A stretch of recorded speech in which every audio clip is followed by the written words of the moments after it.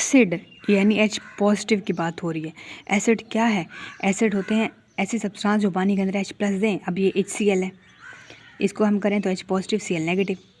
इस तरह H2SO4 है तो ये पानी के अंदर 2H प्लस और SO4 negative.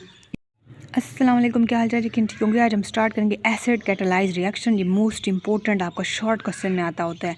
Acid catalyse reaction, इसके ऊपर क्वेश्चन आता है right the general mechanism, write down the general mechanism of acid catalyse reaction.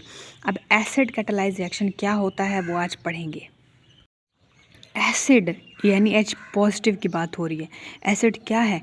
Acid होते हैं ऐसे सब्सटेंस जो पानी के अंदर H प्लस दें। अब ये HCl है, इसको हम करें तो H पॉजिटिव Cl नेगेटिव। इस तरह H2SO4 है तो ये पानी के अंदर 2H प्लस और SO4 नेगेटिव।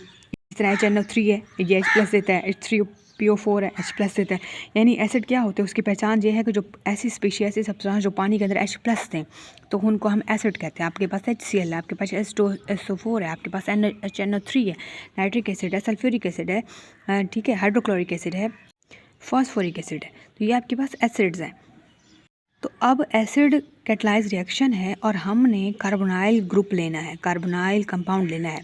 आपको मैंने पहले भी समझाया था कि यहाँ पे अब एसिड का अटैक करवाना है। तो यहाँ पे हमने कार्बोनाइल कंपाउंड लिया है C2H2। ये एक पार्शियल पॉजिटिव सेंटर होता है, एक पार्शियल नेगेटिव होता है, ठीक है। पार्शियल पॉजिटिव कार्बन होता है, पार्शियल नेगेटिव ऑक्सीजन होता है, C2H2। तो इसके ऊपर हमने H प्लस का अटैक करवाना है। तो यहाँ पर नेगेटिव से पॉजिटिव की तरफ ये जाएगा, ठीक है, ये अटैक होगा। तो यहाँ पे कुछ इस तरह स्ट्रक्चर बनेगा। तो यहाँ पे देखें तो जो ये है कि अनस्टेबल है, ठीक है।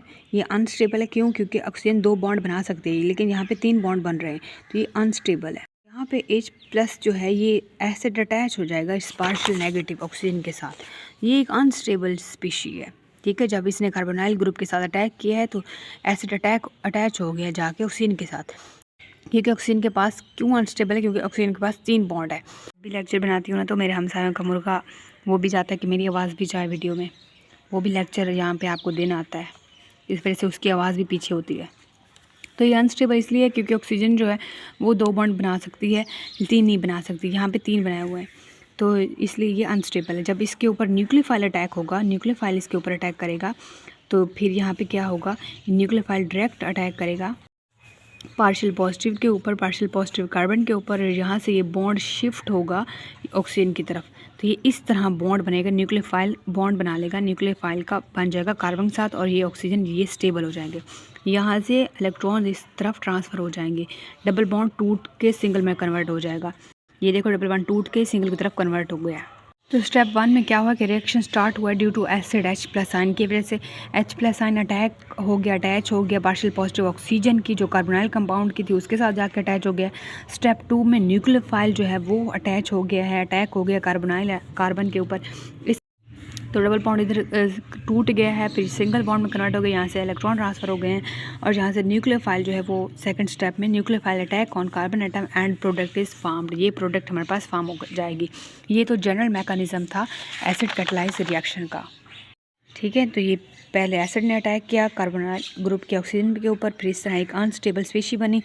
तो क्योंकि यहाँ पे अनस्टेबल स्पीशीज जो थी इसके ऊपर न्यूक्लियोफाइल ने अटैक किया, न्यूक्लियोफाइल ने इसकी कार्बोनाइल कार्बन के ऊपर अटैक किया, फिर यहाँ से बॉन्ड शिफ्ट हो गया, ये कन्वर्ट हो गया डबल सिंगल में, यहाँ से इलेक्ट्रॉन भी इधर शिफ्ट हो गए। तो यहाँ पे देखो reaction is started due to acid H plus ion attach to the partial negative oxygen atom of carbonyl compound. और स्टेप 2 में nucleophile is attack on carbon atom and product is form. ये general mechanism था। यहाँ तक कोई मसला ज़रूर पूछेगा, चलेगा तो लाइक कमेंट शेयर ज़रूर करते हैं। मिलते हैं नेक्स्ट लेक्चर में, अपना ख्याल रखिएगा। थैंक यू सो मच, अल्लाह हाफिज़।